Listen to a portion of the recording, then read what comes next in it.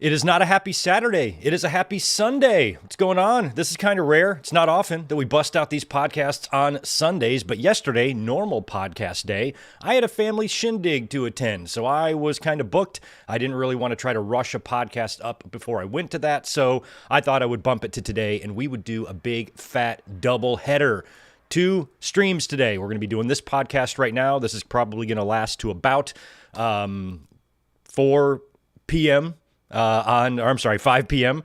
on the, wait, what the hell time is it now? Yeah, it's probably going to last till about 7 p.m. on the East Coast, 4 p.m. here. We'll take an hour break, and we will be back at 8 Eastern, 5 Pacific to watch King of the Ring 2002. So that's going to be the last of the King of the Ring watch-alongs. We're going to do the final one tonight. We've now done them all, and tonight's watch-along will be going head-to-head with Game 7 of the NBA Finals. So if you're watching that game, hopefully you can watch both. We'll keep an eye on the game. Keep an eye on the score. We'll watch King of the Ring 02, and we'll have a good old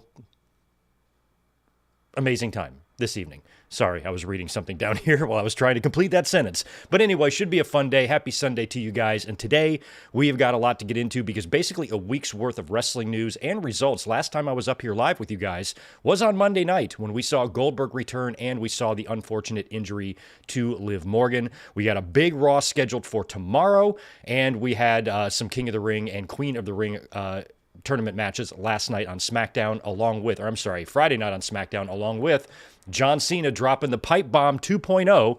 So we're going to be talking about King of the Ring. We're going to be talking about Cena's Pipe Bomb. We're going to be talking about Queen of the Ring. Last week's Raw, this week's Raw, AEW Grand Slam and Arena Mexico, which was a hit this past Wednesday night. Very, very fun show there. And, of course, Friday night SmackDown, we saw some more tournament matches, and we will talk all about John Cena's pipe bomb that he dropped on CM Punk 14 years after the original back in 2011. I remember getting all sorts of messages. I was out of town. I was in upstate New York on a summer vacation when Punk dropped that pipe bomb. And I was only a year into doing YouTube at that time. And I remember just getting so many messages. You gotta come talk about the pipe bomb. I wasn't even able to talk about it for like a full week until after it happened. But wow, I cannot believe it's been 14 years. So they kind of recreated that on Friday night. Definitely not as good as the original, but some interesting tidbits coming out of that as well. So we're just going to kind of talk about a variety of things. We're also going to talk about Night of Champions this coming Saturday. Could it be in jeopardy now that we're bombing Iran? We'll talk a little bit about that. We'll talk about Stone Cold Steve Austin possibly having one more match. Also, The Undertaker has an interest in a WWE creative role.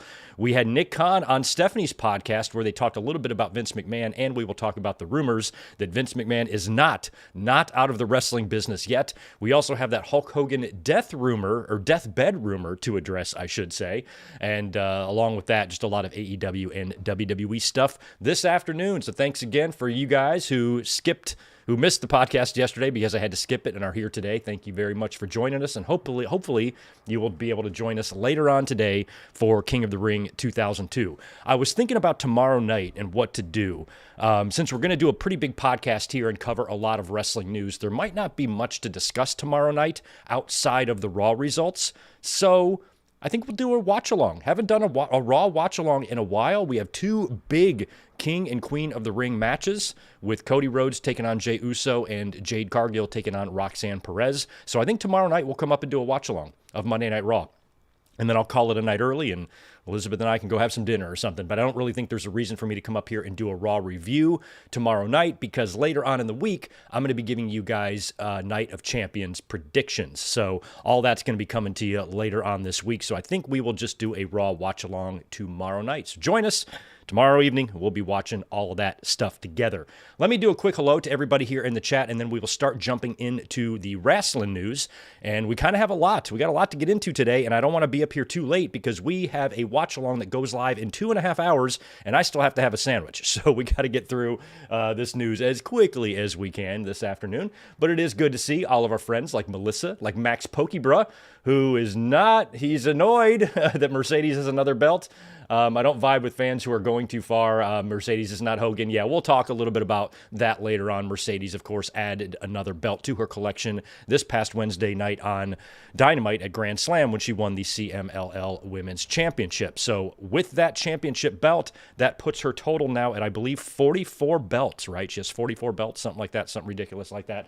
And, of course, Tony Khan must be paying all these people to let her win the title, and she's politicking. These people are so fucking stupid. You have to sit down sometimes. My God. But yeah, Max, we'll be talking about that. Red Raven Rucker, good to see you. Tatanani, Colin Wright. We got Garrett Osborne, Ajax Johnson, good to see you. Ian Dunn, Ben Espinoza, Sonic Plays. We got Spartan Sprinkles in the house, as well as Jay Lambo and Foxstar Killer.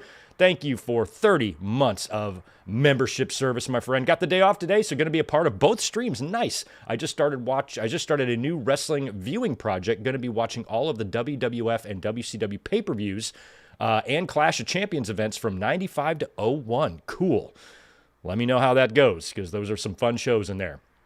Good to see Kevin. Good to see Jake, the original Tribal Chief, and Ryan Adams. If not, moved. Smackdown is in Saudi next Friday. I know. So they're in Riyadh for multiple shows, which is a little bit scary. Sonic Plays, JT, Daniel Berry Sports, Delayed Gratz. Good to see him. Michael Kumo is here as well. You think Jim Ross is going to be at Game 7 tonight? Thinking OKC going to win it? Oh, Jim Ross. Yeah, I guess Jim Ross would be a Thunder fan, right? He's so old school and the Thunder are so new, I feel like, to the city. Maybe he doesn't give a shit about basketball, but maybe he's there. Maybe he's there. I mean, they've got home court, so it's going to be Oklahoma's game to lose. You know, I feel like once they picked up that win in Indiana, got that home court back, then if it's going to go Game 7, they can't lose. They better not lose. But I don't even know who I'm rooting for. Don't even care. But we are going to be watching that. We'll be eyeballing the game later on tonight. Let's just hope it's not a blowout. Let's hope we get like quadruple overtime, Game 7 NBA Finals. Let's at least hope for that. Right on. So that pretty much does it for the shout-outs here. We will be getting into some wrestling news now. Like I said, King of the Ring 2002, watch along later on tonight, right after we're done with this podcast. And tomorrow, we're going to watch Raw together, and I will provide the link to Raw's stream later on tonight. So just keep a lookout for that. All right, let's start with, this world's a very scary place, you guys all know where I stand pretty much, like, politically, so we're not going to be talking about anything like that, but we are bombing Iran, and all that stuff is ongoing right now. It's a fucking mess, and a lot of World War III discussions and a lot of scary things happening in the world right now, and they never shut up about no wars, and here we are 6 months in, and we're bombing other countries in this administration. Whatever, nothing we can do about it here as we sit here in front of a camera and talk about wrestling, but you do have WWE sending their entire talent and staff over to Saudi Arabia next weekend, for Night of Champions. And SmackDown, the night before, will also be in Riyadh, Saudi Arabia. Now, once the announcement was made that we were dropping some bombs on Iran, Iranian state television said, and I quote, "Every American citizen or military personnel in the region is now a target."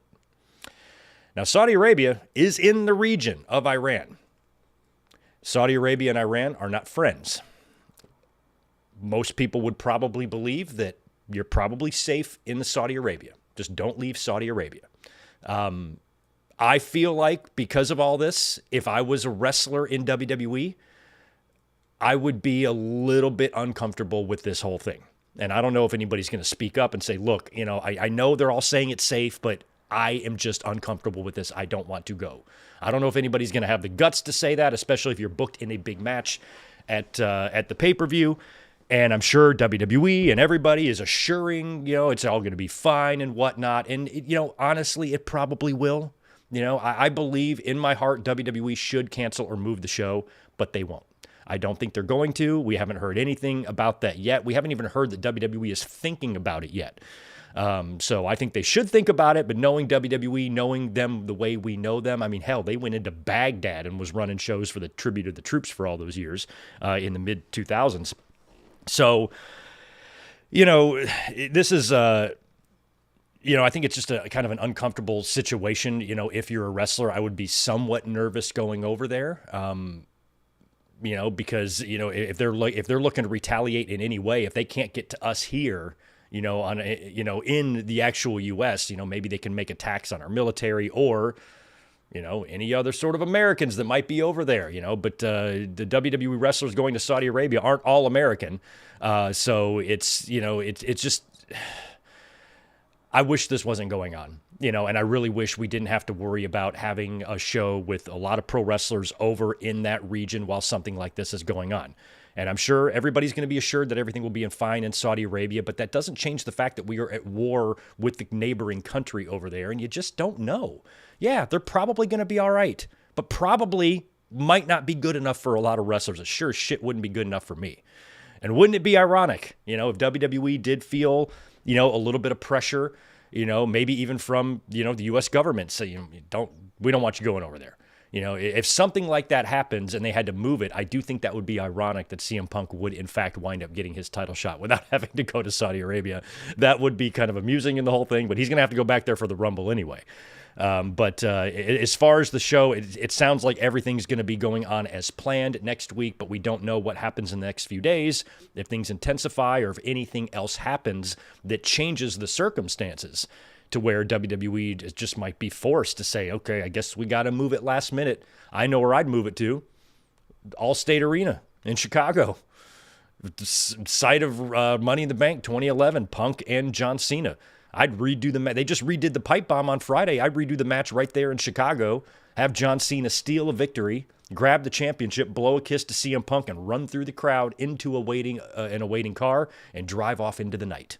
That's how I would rebook Night of Champions if they do have to move it. But I'm not expecting them to. WWE are assholes. They're not going to do this. They're not going to do anything to jeopardize their profits, their bottom line, their money, their shareholders, any of that stuff. And I think that's a little bit silly to take a risk. And I'm just saying, what if they just shot a missile at the plane, or bombed the arena or something like that? It seems like unlikely that would happen, but man, I wouldn't be able to get that out of my mind if I'm a wrestler heading over there, heading into that airspace, landing a plane there, and then staying there for a couple of days and just hope I get the fuck out of there alive, so that's probably being a little bit over dramatic. I'm sure everybody will be fine there, but I still think WWE, just to be safe, should cancel the show. Because there's a lot of wrestlers that might, there's a lot of wrestlers too. It's not like these guys spend all their time following current events. They might not be educated on what's going on over there. Some of them might be overly frightened or not frightened enough or whatever. You got to keep in mind the safety, of these people and how, uninformed a large portion of the population is. So I wouldn't want to go over there unless I, kind of knew all the facts, knew what was going on, felt comfortable with the situation, and nobody was like blowing smoke up my ass. Oh, you're going to be fine. It's going to be okay. Triple H and everybody else is making the trip. So, that's going to be their argument there. We're all going and we've been assured that everything's going to be safe, but I just don't know if that would be enough for me. So we'll monitor this whole thing this week. Sounds like everything's going to be going along as planned. No word or chatter as of yet about them moving Night of Champions. I would feel safer and more comfortable as a fan if they did, but it's not looking like they are. So we'll see if anything comes of that. But as of right now, Night of Champions in Riyadh and Smackdown in Riyadh this coming weekend is still a go. I at least hope that WWE internally has said, all right, we're probably going over there. It's probably going to be fine. But just in case, let's line up a backup plan. So let's hope at least a backup plan is in place and they don't have to scramble for one. Hopefully they've contacted an arena and say, hey, if we need you last minute, we want to book you or whatever. So hopefully at least there's a contingency plan made if it comes to that. But as it stands right now, a week out from the event, it looks like it's going to be staying there, at least as of today. So we will see. Smackdown, on Friday night, we are winding down, I should say, the 3-hour Smackdowns. Apparently, Smackdown will be going back to 2 hours on July 4th. We still have to see if that's going to be reality because we were told it was going to go back to 2 hours at the beginning of June, and it did not. Now they're saying it's going to be the beginning of July. Let's hope that that's the case, and SmackDown goes back to 2 hours. Also, in New York City this weekend, they had that big Fanatics Fest that WWE started promoting months ago, and this was it's a big Fanatics Fest spanning all types of different sports.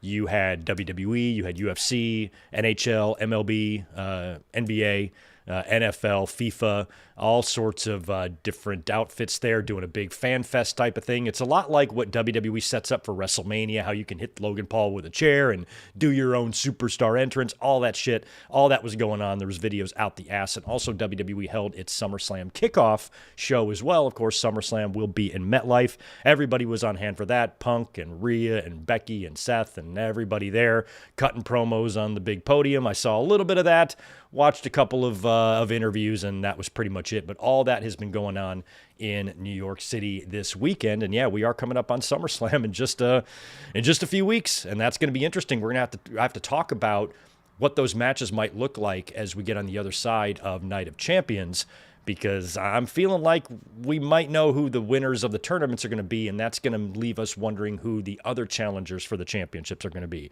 at SummerSlam. So we'll talk a little bit about that. Other interesting wrestling news dropped by Fightful Select yesterday regarding Stone Cold Steve Austin perhaps having yet another match. We thought that was the end, 3 years ago now in 2022 when he wrestled Kevin Owens at WrestleMania 38. Sounds like there may be a chance that we see him in the ring one more time. Here's what Fightful Select had to say about this yesterday, and I quote, Fightful heard word from around WrestleMania weekend that Austin hinted that he might not quite be finished. More than one source around the weekend claimed that Austin told them he might have one more in him, presuming a match and not an ATV ride. We haven't quite heard how he was feeling after WrestleMania, but multiple people that saw him that weekend claimed he was at least open to the idea under the right circumstances. Austin had claimed TKO hadn't reached out to him since taking over, but then he made WrestleMania week appearances. A number of wrestlers have approached management about facing Austin in recent years. Naturally, CM Punk was a name that's been tossed around internally quite a bit. So, if Austin were to come back for one more match, if they set him up something for WrestleMania next year, when you think about who his opponent would be in that situation, I think there's really only one guy. I think it's CM Punk, because he's the only guy that we've ever had a tease of a match with, the Kevin Owens thing kind of came out of nowhere. I don't see anybody else in WWE that Austin, could have a match with that would be really any more interesting than CM Punk, especially since they teased this all the way back in 2013 that we thought this might be a possibility. So now 12 years later, the fact that this could actually maybe be a possibility. CM Punk got his WrestleMania main event this year. I'm not really feeling like him winning the championship at next year's WrestleMania is really in the cards for him. I could be wrong, but if you want him to have a major match next year in Las Vegas, CM Punk versus Stone Cold Steve Austin would be pretty fucking sweet, and maybe I will make the trip to Vegas after all, since I missed this year's WrestleMania. So I feel like if Austin were to come back, when he says, I might come back under the right circumstances, you think about the match that would draw the most. I can't think of a single opponent in WWE that would be more interesting for Steve than Punk because of their past history. Unless you wanted to try to get Stone Cold and Goldberg in the ring, one final time at their age, this time that's not going to happen. So feels like a lot of people are setting up to have their last matches, we've got Goldberg coming up and John Cena this year, possibly Stone Cold coming back for one more.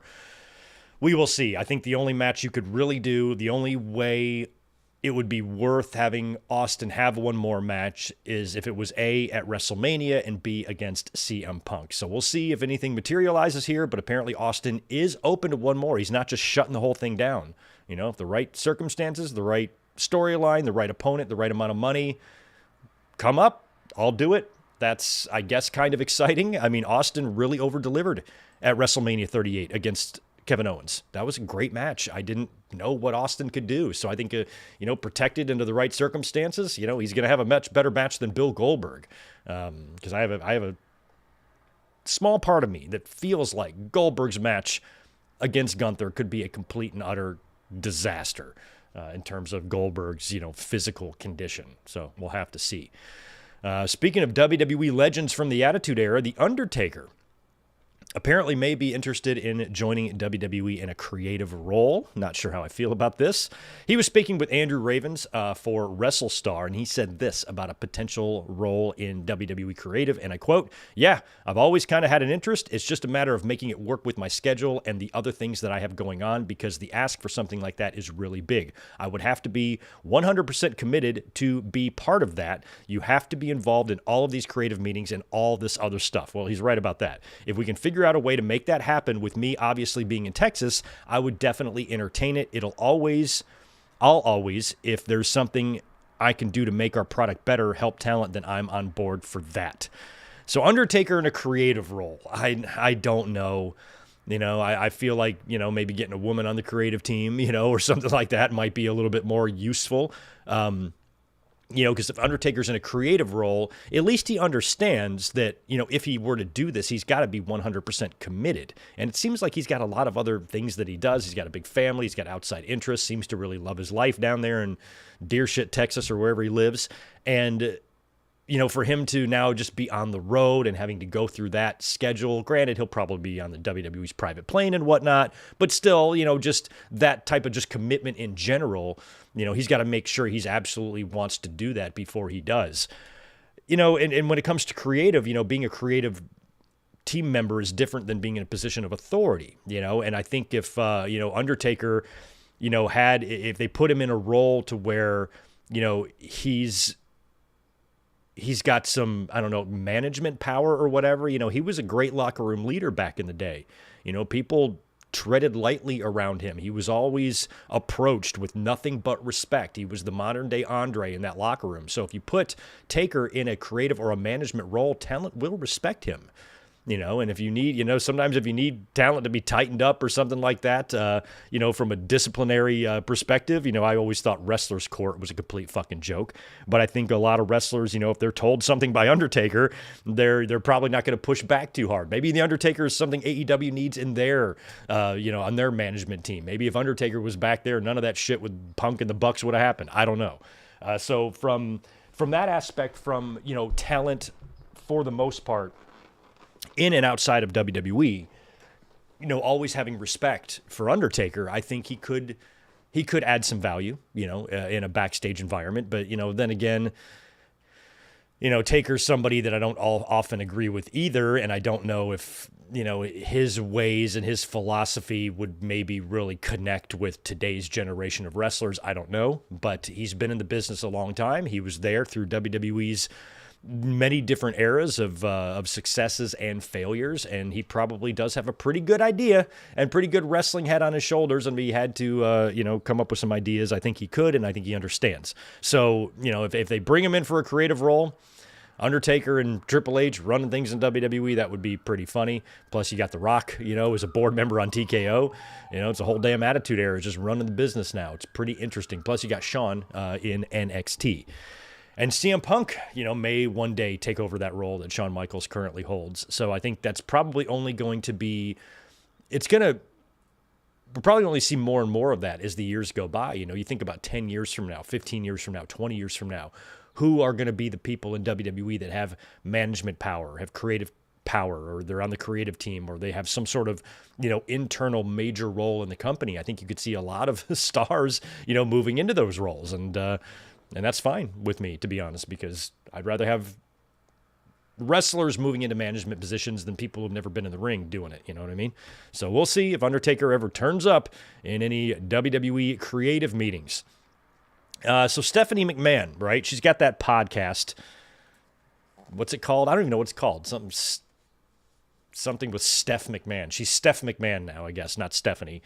And her guest this week was Nick Khan. Now, I could not listen to those two talk for more than an hour, so I only caught a few clips and some interesting tidbits there where they did talk a little bit about Vince McMahon. And I saw the clip where Stephanie basically calls Vince his own worst nemesis and says that, he's can sometimes be his own worst enemy. And there was a slight hint to the falling out. We've heard the rumors that Vince McMahon, Triple H, and Stephanie kind of aren't on speaking terms, and that was a little bit halfway verified here, but you would expect that would be the case. I mean, even if you're Triple H and Stephanie, even if you're sick enough to take a picture with that Senator Kennedy fuck that gurgly throated vaccine autism fucking nut. They're shitty people. But even with what Vince did, that even has to be the limit. I think Stephanie and Triple H are disgusted with what he did. And as Triple H said in his Hall of Fame speech, family is complicated. And they kind of brought that up a little bit with Nick Khan and Stephanie here, while kind of stopping themselves and saying, okay, we're not going to get too far into those details about Vince. But they also talked about, Vince McMahon's past life. Nick Khan referenced the Playboy interview that Vince did years ago, where he talked about the abuse. Stephanie, talks about the abuse that he suffered at the hands of his mom and some boyfriends, and how he was beaten with a lead pipe and left in the ditch to die, and all of that stuff. So it was kind of interesting, but, kind of the admission that, Vince is kind of his own worst enemy, while still praising him. Nick Khan calls him an empire builder and says he has nothing but admiration for Vince, and that's all fine. But man, with some of the details in that lawsuit, I don't even know how you can even speak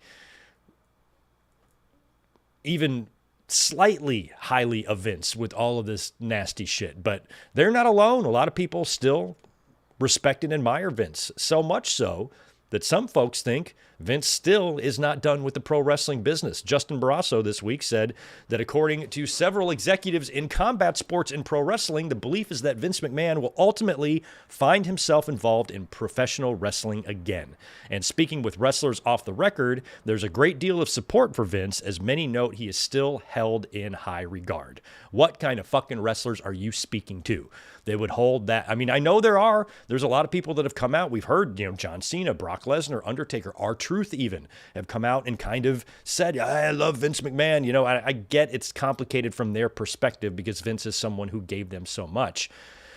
And we've talked about that on and off again since the Vince McMahon scandal all started, years ago. We've talked about, how we would feel like, what if that was your dad? What if that was your uncle? What if that was somebody that you loved deeply? Would you just be able to turn it off like a light switch in one day and say, no, you're disowned, because of that? It's got to, there's going to be some sort of balance between being disappointed and upset by what this person you love did, but maintaining a love for them. And it's very complicated. And I'm just glad that nobody in my family has done anything as disgusting as fucking Vince has. So I'm sure it's complicated for a lot of people, but you do have some wrestlers who are still, like I know, like behind closed doors, Undertaker probably loves Vince McMahon, probably hopes he gets away with what he did. I know he does. I swear to God, I'm not going to say that, but, Undertaker definitely feels that way. He probably is more on Vince's side. He probably feels like Vince didn't do anything that wrong and that type of shit. Publicly, he'll say differently. But I guarantee you, behind closed doors, Undertaker does not have an issue with what Vince did.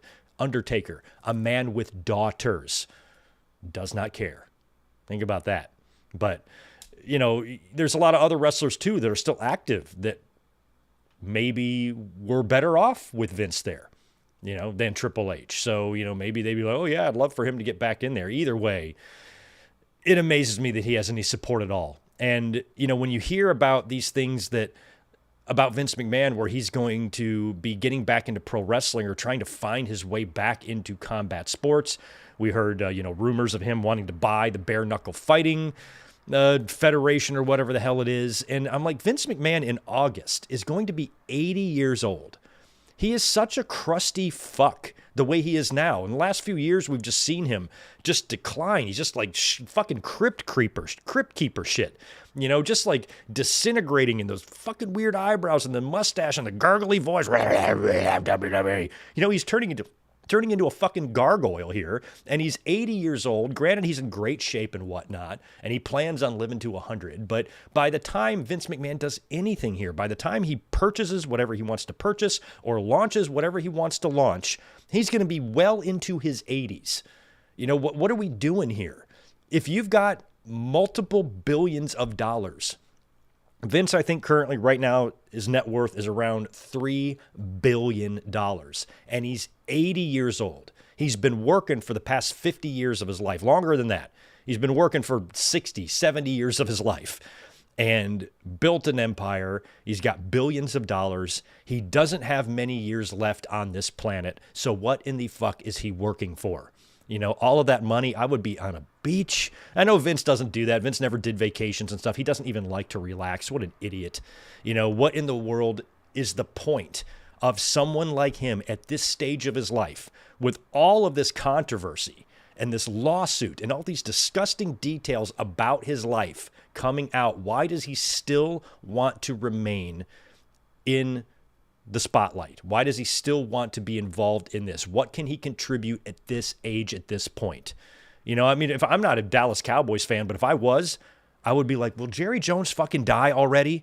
What the hell are you doing? You're 99 years old or whatever he is. Vince is just too old. He's too fucking old to do this. He was a mess, for the last few years of his creative, rebooking matches because he forgot that it was done literally the week before. He doesn't know what he's doing. He's cognitive decline, some people in this country like to say a lot. And you could see it with Vince. He's just a bumbling old man that doesn't know what the fuck is going on. And I just don't know what this genius could really do. Vince McMahon's had more failures than successes. Every successful period in WWE that really, really launched them he's fallen ass backwards into. He got Hogan because Vern was stupid. He got Austin because Bischoff was stupid.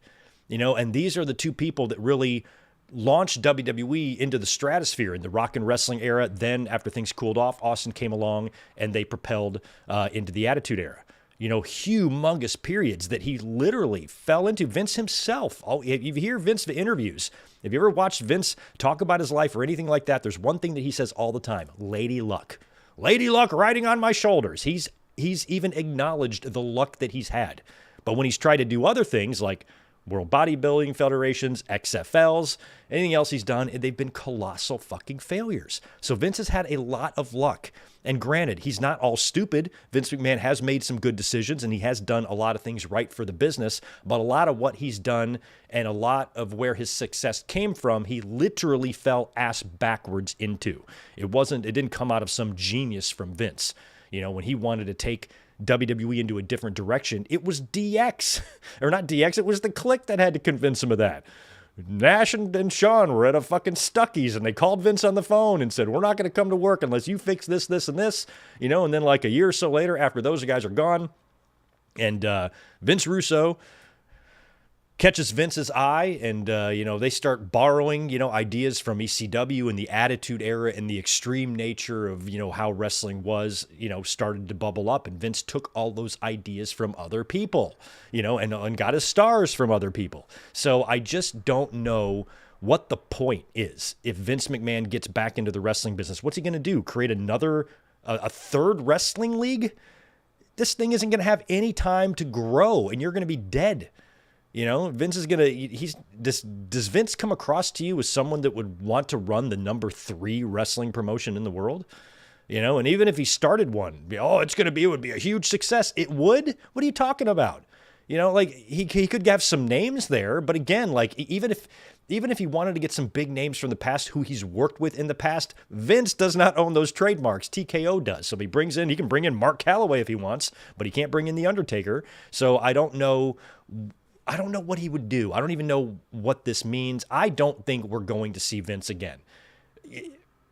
If we do, I don't know in what role it would be and where it would be and what kind of company it would be. Are we talking pro wrestling? Are we talking some other form of combat sports? Or is he just going to try to buy into something that's already successful? Does he want to talk to Dana White about, hey, let me buy 40% of the UFC just so I can sit next to you at these press conferences or whatnot? I don't know. I have no idea. But just whenever I see anything about Vince McMahon, this wrinkly, crusty, old man doing anything in his 80s, I'm like, why? You got what would you guys do if you had $3 billion in the bank? You trying to start wrestling league? What if you're 80 years old with $3 billion? How many years realistically? I know Vince isn't fucking alien. He's a goddamn android. If you slice open his arms, blood probably doesn't come out. Probably wires and sparks do. I get that. He's always been in tremendous shape his whole life. He's never, really gotten too much into drugs and whatnot, from what we understand, aside from the steroids and, maybe a few little toots here and there, back in the day with the boys. Other than that, Vince is in mostly good health, and he could very well live into his 90s, but so what? What is he going to do? Like, how I would not want a 90-year-old Vince McMahon brain being in charge of anything. A Wendy's, I wouldn't even want to or manage a Target. I wouldn't want Vince managing a Target, much less anything else at that age in this stage of his career. So we'll keep an eye on these rumors, but let's hope that we have seen the last of Vince McMahon. And if we do see him again, I think it's going to be a really kind of sad ending for him. He's just going to kind of go out with a sputter. I just can't see him having enough support from wrestlers. I feel like it's going to be like a larger version of Control Your Narrative. Like, imagine that, the Control Your Narrative stupid shit they were doing years ago, just like a bigger, more well-funded version of that, I think is all it's going to be. And that's going to be a turnoff to a large portion of the wrestling audience. So Vince McMahon, do what you got to do, you crusty fuck. Speaking of rumors, there was a rumor going on this week about Hulk Hogan. Hulk Hogan, apparently, according to Bubba the Love Sponge, I don't know why anybody would listen to him, but apparently he's the one that started this rumor, saying that Hogan was on his deathbed. Now, we had some publications, Us Weekly, I think, and somebody else who come out and said that Hogan was not on his deathbed, but he did have heart surgery. That was the initial report, and then it was corrected to neck surgery. So he had some sort of surgery a couple of weeks ago, heart surgery, neck surgery, and nobody really knows, but apparently he's at home recuperating from that, and he's not on death's door. Apparently, believe it or not, Hogan does have a decent heart, and whatever procedure he underwent was apparently for his neck. Don't know where all of these rumors started, or if him and Bubba, the Love Sponge, are even on good terms, considering what happened with the sex tape and whatnot, and all of that Gawker stuff. So, weird rumor, but apparently the Hulkster is still with us. He is okay. And, it got me thinking, too, there's a lot of these, unsavory people. I think of the three big ones: Hulk Hogan, Ric Flair, and Vince McMahon. And I'd probably put Hulk Hogan as the least offensive of the three. I'd probably go Vince first, and then Ric Flair, and then Hogan. All three are complete pieces of shit. Absolute pieces of shit to the core. But if you're ranking them, I got to go from most offensive to least. I got to go Hogan, Vince, Flair, and then Hogan. And that's wild. Think about how offensive Hogan is. He's an admitted racist that has used the N-word freely on videotape before, and he's the least offensive one of those three? Damn. Ric Flair's pulling out his hammer and swinging around in front of flight attendants all the time. He's a fucking sexual predator, a disgusting, disgusting man. Vince McMahon is no better. He craps in women's hair. He's disgusting. He's a sex trafficker. They're gross, all of them. But, when you think about how bad Hogan is, he's actually the least bad of the three. But still, it was last year, about a year and a half ago, January of 2024, I did a video on the 40th anniversary of Hulk Hogan. I dropped it on the 40th anniversary of him winning the championship, and it made me think a lot about how it's going to be when Hulk Hogan passes away, because it is going to happen one day. One day we will be sitting here talking about the death of Hulk Hogan, and that's going to be a very complicated podcast. And I felt like it was complicated when I did the 40th anniversary video, because I wanted to talk about and acknowledge, how important Hulk Hogan and the birth of Hulkamania was to WWE, to that time period, and is a big part of the reason why we're sitting here today talking about wrestling the way we are. Without any of that, I'm not sure what the business would look like, or if I would even be a fan today. Probably not. So Hogan was extremely influential and important to what wrestling became. But we also made sure to talk about all of the bad. And I think one day when we have to discuss the death of Hulk Hogan, it's going to be a complicated podcast where we will absolutely acknowledge everything he did and all of the good that he did, but we will pull no punches at all with the bad, because that's what he deserves. It's like Lester Bangs says, you got to be honest and unmerciful, and we will when that day comes. But Hogan, still with us for the moment. Get well soon, Hulkster. Well, let's move on to some wrestling news. Talk about this past week's Raw. Of course, we were up here for a review, so we're not going to review the show or anything, but we did see the return of Bill Goldberg, and he came out and quickly confronted Gunther, and just like that, I think by the next segment, we had the match graphic up for Goldberg and Gunther on Saturday night's main event. There was no mention of it being a title match or it being Goldberg's last match until later on this week. Both now have been confirmed. WWE is booking this as Goldberg's last match, and it is going to be for the championship. So, some folks are worried that WWE is going to put the title on Goldberg. Some people think that Goldberg is going to win the championship and then Seth Rollins is going to cash in on him.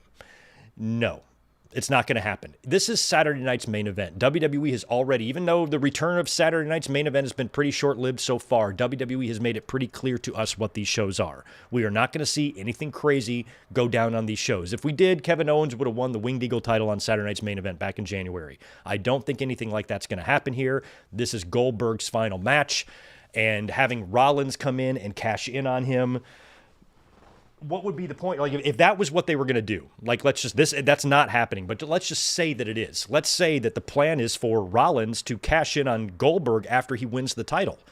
Goldberg would have just beat Jey Uso. Jey Uso would have just gone into Saturday night's main event to face Goldberg. Why would you beat Gunther? Why would you do that to Gunther? Even though you put the title back on him, you just put the title back on him for him to lose it a month later and then Rollins to come in and cash in. I don't see that happening. Here's what I see happening at Saturday night's main event with Goldberg and Gunther. First of all, it's Goldberg's last match. Some fans are concerned that maybe it won't be. He'll have one more after this or something like that. No, I think this will be his last match. Well, how do you do Goldberg's last match if he's going to lose? Is he going to just go out on his back and the show's going to go off the air with Gunther celebrating? I don't think so either. I think what they're going to do, I think this could double actually as like a Gunther face turn. Gunther's already been making baby steps towards the face turn, everything with Pat McAfee, and even with Jey Uso sort of, you can kind of feel like he's inching closer to that direction. And then on Raw, we saw him look right into the camera and say, hey, Seth Rollins, I'm not hard to find. You want to come cash in? Come on, I'm right here. And Seth is going to need somebody to cash in on, and I feel like Seth cashing in on a babyface for the World Heavyweight title would be more likely than him cashing in on as a heel. So I think maybe how they book this, how you book Goldberg's last match, how do you have Goldberg lose but still go out on a high note? I think you can do it a couple of different ways. You can have Gunther just beat Goldberg, and then after the match, Gunther shows Goldberg respect. Maybe even gets on the mic and thanks him for the match, thanks him for the career, thanks him for the memories, and then leaves. You've earned this. I want you to have a moment with the fans to say goodbye. Thank you for everything. It was a pleasure working with you. Shakes his hand, and Gunther leaves, and Goldberg gets to have the send-off. Maybe his family comes in the ring, and Saturday night's main event goes off the air with streamers coming down and Goldberg hugging his family, something like that. Or you tease a cash-in. I'd like to see Gunther beat Goldberg, and then maybe Goldberg gets a couple of spears on Gunther. Maybe something happens to Gunther during that short match to where he's got a broken rib or an injured rib and he wins, but he's holding up the belt and he's really selling the rib injury, right? And then Rollins comes out. With his backup or whatnot, Braun Breaker, out there, and they try to cash in on Gunther, and Goldberg stops them. Maybe Goldberg and Breaker have a face-off and Goldberg hits Breaker with a fucking spear or something, and Gunther takes out Reed, and Rollins realizes it's best I wait another day, and they all retreat, right? Leaving Gunther and Goldberg side by side in the ring.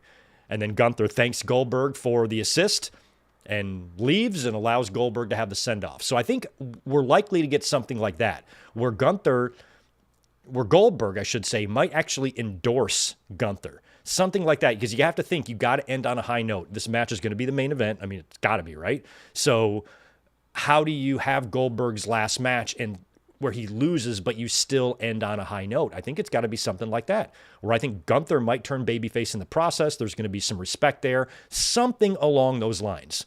Something along those lines of Goldberg endorsing Gunther. Man, you're the man. You kicked my ass. All the best to you. This is your yard now, so to speak. Or you have Rollins coming out trying to cash in on a compromised Gunther, and Goldberg's like, it's not happening like that. And he helps Gunther and stops Rollins. Something like that would work. So let me know if you have any fantasy booking ideas for how Saturday night's main event might go. But I think that might be a good way to do it. Also, this past week on Raw, we saw just a few seconds into the Liv Morgan and Kairi Sane match. Kairi took down Liv, and she immediately winced in pain, rolled out of the ring. Doctors were out there instantly to take care of her, and they had to call off the match. And we talked about it on the review. No word had come out yet. We hadn't gotten any updates on her injury, but on the eyeball test, I said on the review, I'm like, there's no way. That's not surgery. You know, you saw the way she landed. You saw the way she instantly, the way her shoulder just kind of instantly, jerk back like that. That's surgery. And we were hoping that we could be wrong. We were hoping we would get best case scenario news there, but we didn't. Apparently it is worst case scenario. She is going to require surgery, and recovery time for Liv is somewhere in the 3 to 6 month time frame there. So she's going to miss SummerSlam, which sucks because I believe that's, in her hometown there. And hopefully, she definitely will be back by next year's WrestleMania, but the timing on that injury couldn't have been worse because we've really seen Liv Morgan's stock rise in WWE over the past year. She's one of my favorite women in the company right now, if not my favorite woman in the company, in terms of everything she's done and how entertaining she's been. I didn't give two shits about Liv Morgan for the first 5 or 6 years she was there.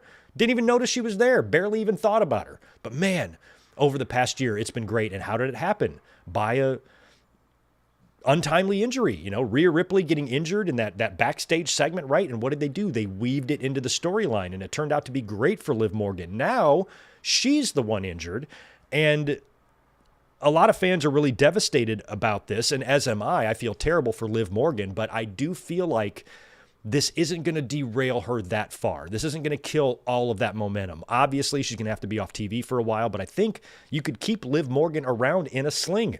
When Austin ate the pile driver from Owen, he was on TV every week.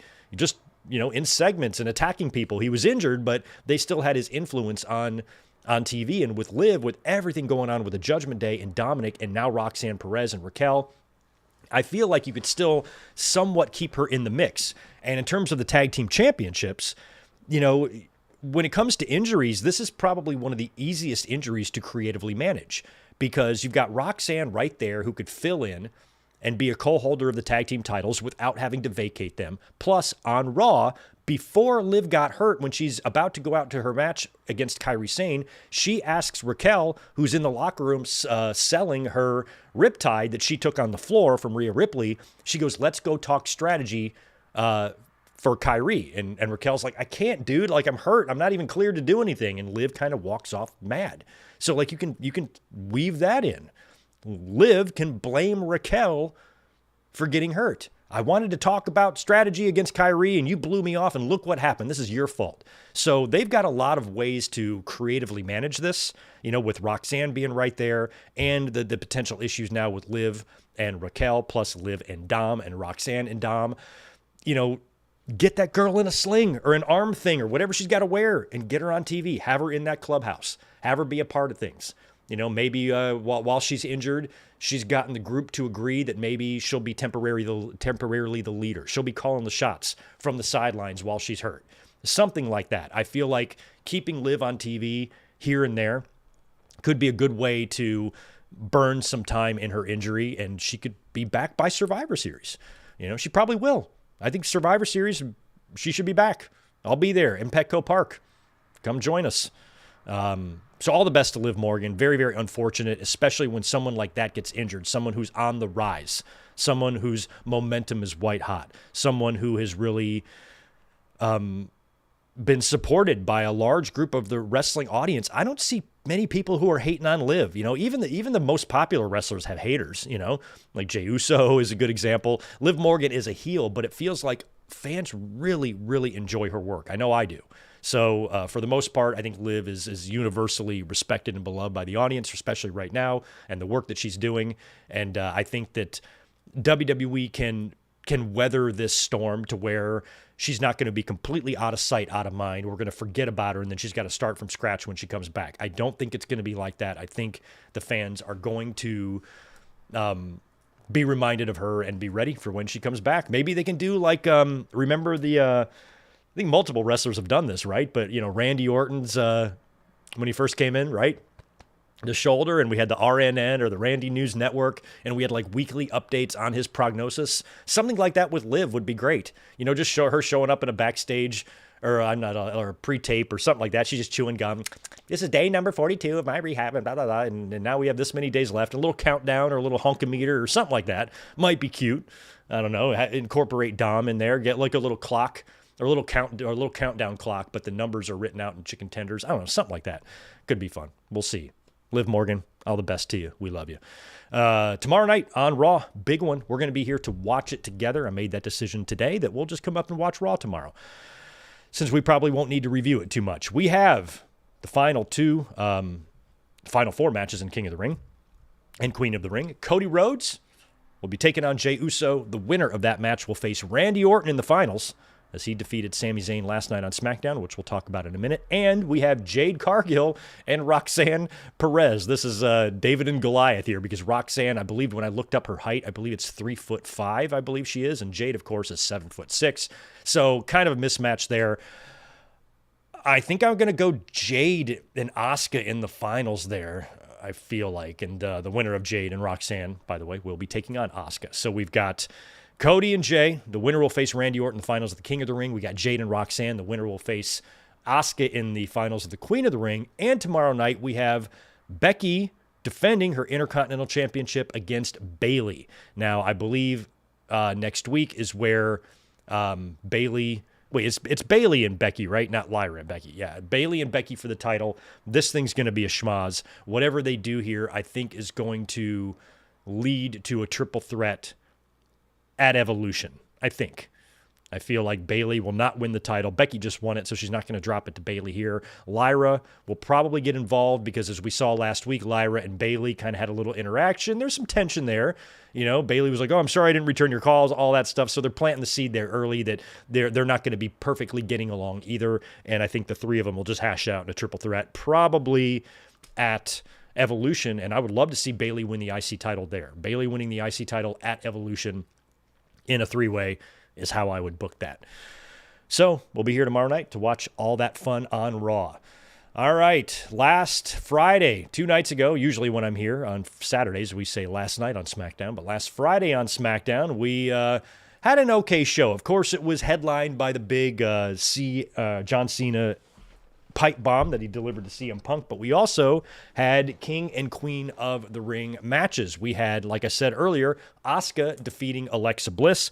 Once Asuka was announced to return, I had her instantly in the finals, and I still think that Asuka is my pick to win the whole thing. If it comes down to Asuka and Jade Cargill, or Asuka and either one of them, you know, maybe Roxanne gets some help from the Judgment Day to beat Jade, but I feel like it might be the other way around.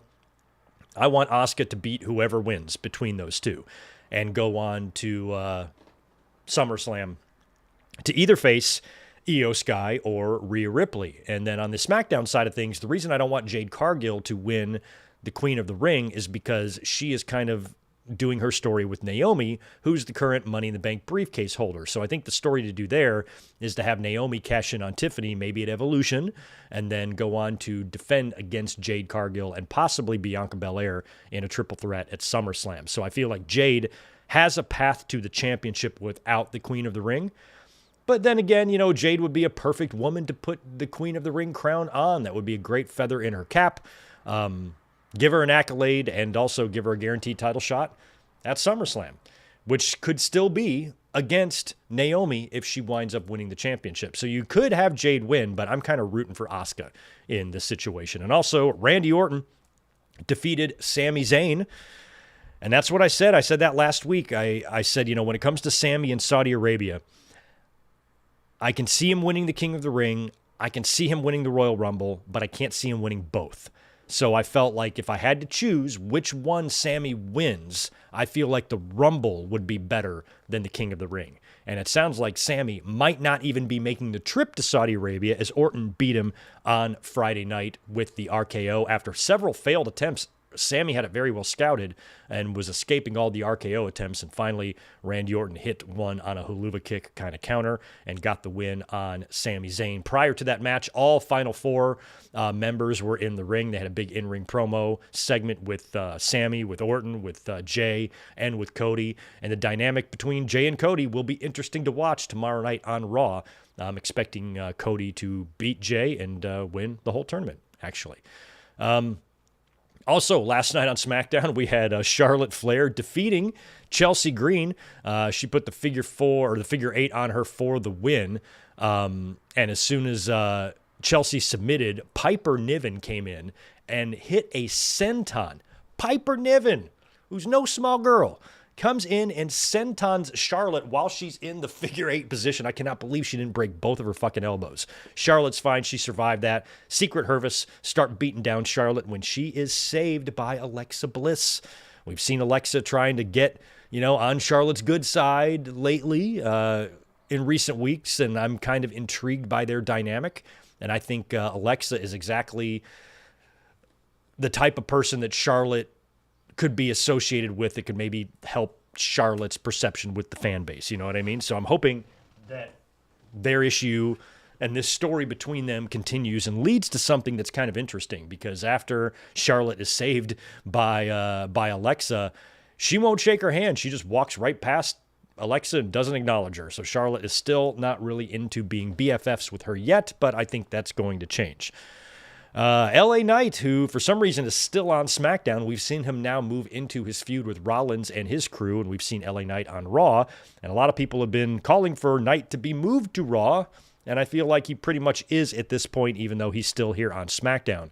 There was a little in-ring promo with Knight and Paul Heyman where Reed and Breaker try to attack Knight, but he fends him off with a chair. And then later on, LA Knight faces Bronson Reed in a one-on-one match. He beats Bronson Reed via DQ when Braun Breaker arrives and spears LA Knight. And then he gets squashed with multiple tsunamis from Bronson Reed. So I'm interested to see now if LA Knight might be off of TV for a little while selling these tsunamis. And maybe they save his comeback for a Seth Rollins cash-in. Maybe something like that happens here soon. Rollins tries to cash in, and LA Knight stops him. And I feel like LA Knight and Seth Rollins might be your SummerSlam match. Because I don't think Rollins is going to win the title by Summer. I guess he could, but that means he's got to cash in on Gunther, and I just don't know if I see that happening. Who do you guys think Gunther's going to face at SummerSlam? What's that match going to be? If Rollins didn't have the briefcase, I'd probably say it would be against Rollins. But, Rollins, given the fact that he has the briefcase, that basically means he's not going to be in a championship match at SummerSlam. So he's going to be facing someone else, and it could be LA Knight. And I made the comparison a couple weeks back. I said, what if Rollins faces someone on night 1 and loses, but then cashes in on night 2 or later on in night 1, depending on whatever belt he's going after is being defended on that night. And I referenced WrestleMania 31, the match with Randy Orton, when he took that amazing RKO. What if they did a finish at SummerSlam, night 1, LA Knight and Seth Rollins, where Rollins goes for a stomp and Knight does the same move and comes in with a BFT and beats Rollins? Why not? Why can't LA Knight beat Rollins? Why does it matter if Rollins is about to win the title anyway? So you can give LA Knight a big win at SummerSlam, and then Rollins can cash in later on that night or on the following night and become world champion. And now LA Knight has got himself a championship match. Now he can say, hey, I beat you at SummerSlam clean, fair and square. You're going to defend that title against me. And then Rollins retains. LA Knight falling short again. Once LA Knight's issue with Rollins is over, I'd at least have him as a candidate to beat Dom for the IC title, something like that. I don't know if the world title is really going to be in the cards for LA Knight. Unless, the feud with Rollins and his crew, who still doesn't have a name, by the way, unless Rollins will be champion, and then he's going to go into a championship program with LA Knight. Maybe that's what they're waiting for, because we did hear the rumors that Knight's going to be feuding with Rollins, and then right after that stuff started kicking off on TV, and LA Knight right now is having more to do with Reed and Breakker than Rollins, but eventually he'll get to Rollins, and you would think that that's going to result in some sort of a big one match somewhere. So you either do it non-title at SummerSlam, or you have Rollins win the title, and then LA Knight gets some title shots and maybe even beats him. And speaking of the title, like I've said several times, I think it would be kind of boring if Rollins just won the World Heavyweight Championship, the belt that he's already won. I find it more interesting if he were to cash in on like Cody Rhodes. If Cody Rhodes beats Cena and then Rollins cashes in on him, and then you got to move the whole crew to SmackDown, and then that's going to screw up your championships. Now they're all uneven again. Where you got the World Heavyweight title and on one show and the women's world heavyweight title, then you got all your belts mixed again. So I don't know if they want to keep all the belts uniform. Like, for example, if you move the world heavyweight champion, do you move everybody? Do you move the women's champion as well? I guess the tag team titles they could keep on the shows. They don't really need to, they could just stay there. But I think the two titles, Tiffany and Cena's belt, need to be on the same brand.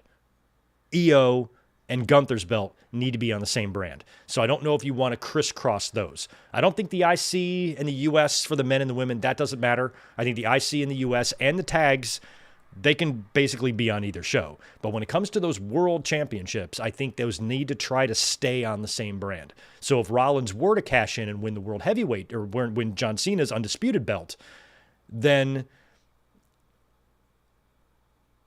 well, I guess he would just be over there. Everything would be fine.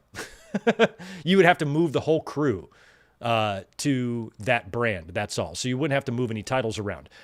It would be the crew that would move, not the belt. So that was my fear. Like if Rollins cashed in on Cody, would that mean, that's assuming that Cody beats Cena. Let's say Cody beats Cena, Rollins cashes in on Cody. If that were to happen, hypothetically, does that mean the championship comes to Raw, or does the faction go to SmackDown? You also got to think about Becky Lynch. If Rollins is going to go to SmackDown, he's got to be on the same brand as his wife, I feel like, anyway. So that might not work. But if you want to keep all the titles, organized the way they currently are, Rollins and crew would have to move to SmackDown, instead of the belt moving to Raw. And I'm not ruling that possibility out. I like the idea of Gunther, kind of being a babyface. I wouldn't want to try to cash in on Gunther. If I'm looking at Cody and Gunther, I think Cody might be the easier target than Gunther, quite honestly, to cash in on. But I also like that they're kind of hinting that Gunther's going to be a babyface soon. So I guess at this point, I'm still okay with it either way, but it would be more intriguing to me as a fan, as I've seen Seth Rollins with the World Heavyweight title. That's the secondary world title. We've already seen Rollins hold it. He was the first ever champion, held it for a solid amount of time. And when you think about his history with not only the briefcase and John Cena, but specifically Cody Rhodes, I think that opens up the door for some really interesting possibilities. If they don't want to move LA Knight to Raw, you can have Rollins win the Undisputed Championship, him and his crew come to Raw, and now you got a feud with him and LA Knight over on SmackDown for the championship. Something like that. I don't know. We will see. Either way, it's good to see that they are still trying to do things with LA Knight. I think we're going to not see him on television for a couple of weeks, but he'll then turn back up to attack these bastards. Jacob Fatu and Solo Sikoa, they set up their match at Night of Champions on Friday as well. In-ring segment between the two of them, a big brawl. Jimmy Uso comes out to try to help, but JC Mateo and Solo take out Jimmy and Jacob, and it will be Solo versus Jimmy at Night of Champions. I'm sorry, Solo versus Jacob for the United States title at Night of Champions, and I expect Solo to win the title. I think Hikuleo is going to help him. That's what I think is going to happen there. Solo will win the United States Championship. We had an in-ring segment on Friday with Tiffany Stratton and Nia Jax. They're going to be facing off next week in Riyadh in a last woman standing match for the championship. So Nia Jax lost her King of the Ring match, or Queen of the Ring match, I should say. Gets a title match anyway in Saudi Arabia, which is pretty funny. The two of them brawl. Nia takes down Tiffany Stratton, and then Naomi tries to come out again to cash in, and Nia Jax says, nah, not happening. So denied again. Nia Jax, even though she's feuding with Tiffany, she's also protecting Tiffany from a cash-in. So it's working out pretty well for her. Next week, last woman standing match, that feels like a really good possibility for a cash-in. I thought Naomi would wait until like Evolution, but I mean, last woman standing, golden opportunity there. You know, both women you would think are going to be pretty spent and compromised when this match is over. And you should have a pretty good opportunity there to cash in. So I think we could see Naomi as the new women's champion as early as next week. But I also think waiting a little longer could also be beneficial. Main event, Friday night on Smackdown. This one was fun. It was R-Truth taking on John Cena. Now, R-Truth had showed up earlier. Kit Wilson is in the ring waiting for his match with Aleister Black. Black is making his entrance, and Ron Killings just jumps Kit Wilson, starts beating the hell out of him, demanding to face John Cena. And, you know, Jamie Noble and some of the other officials had to come down and explain to Truth that Cena's not even here, bro. So Truth is like a little bit more, a little more serious, a little bit more extreme, a lot more physical. And he's kind of operating more with like a killer instinct and like an axe to grind type of thing, but he's still dumb as all fuck. I like that. You know, it's like when he ran out there in the Royal Rumble and tried to climb up and retrieve the Money in the Bank briefcase. He doesn't know what's going on. And the fact that he's got a new attitude, but he's still deep down that same old R-Truth, you know, where all he had to do was like ask around and somebody backstage would have told him, Cena's not even here yet, bro. And here he is out there attacking innocent wrestlers because he's angry and he wants a piece of Cena. And they had to let him know that he's not here yet, bro. You got to be patient. Your match is coming up later. And they did main event. Match wasn't much, went 10 minutes or so. John Cena, of course, gets himself disqualified when he hits R-Truth with the belt out in the entranceway, which causes the DQ. So R-Truth gets the victory via DQ. And then as soon as Cena hits Truth with the belt, out comes CM Punk. Punk comes out, they brawl. Punk even briefly gets his hands on the championship there, but Cena winds up getting the better of him and puts him through a table, like an AA, through one of them Slim Jim tables right in the ring. And then John Cena grabbed the microphone. I wish I would have been watching this live because I was at work. I was getting tweet messages and notifications about this. Holy shit, Cena's cutting a pipe bomb right now. Brian, I think you were one of them that sent me some tweets. And I'm like, oh, that's tremendous. That's amazing. I wish I would have been able to watch it live, though, to see if I would have been able to recognize what Cena was doing.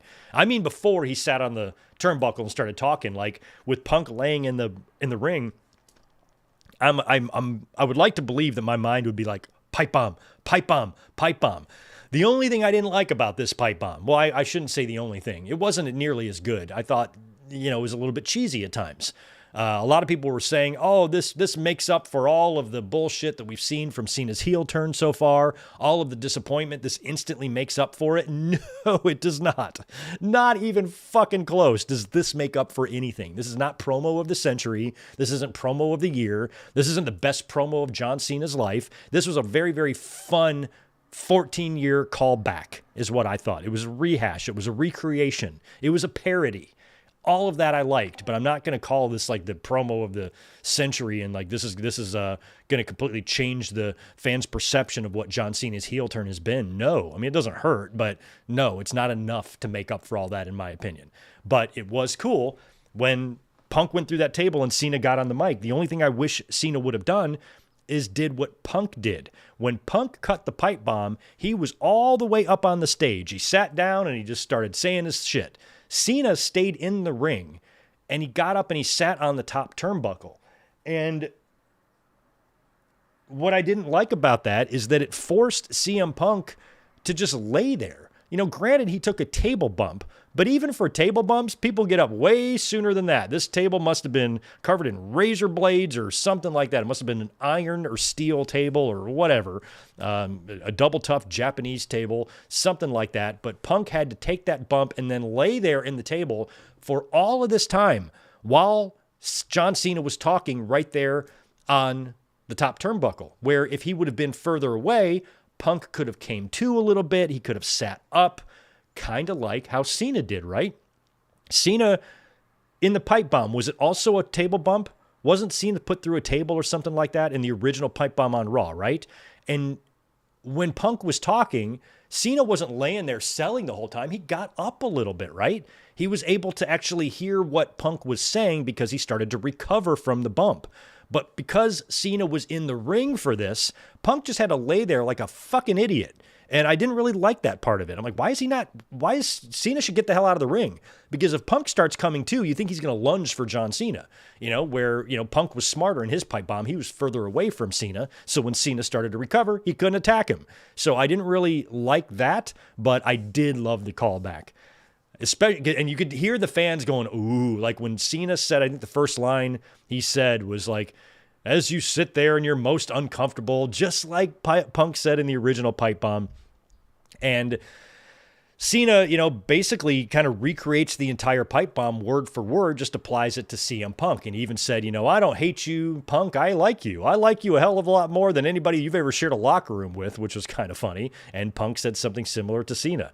I wish Cena would have brought up the idiotic daughter and the doofus son-in-law. That would have been fun. He didn't do that, but he did name drop. And he did do, hey, breaking the fourth wall like Punk did. He said, hi, Colt Cabana. Hi, what was the other one that Punk said in his pipe bomb?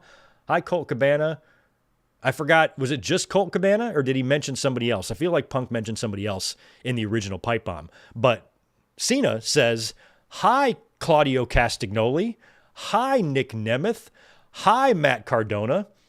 And, of course, the fans just shat themselves. Just projectile shat all over the chairs in that arena. People were blown away that he was dropping those names. And it was very cool, but it's like, come on. I would have loved it if he would have said, hi, Jack Perry.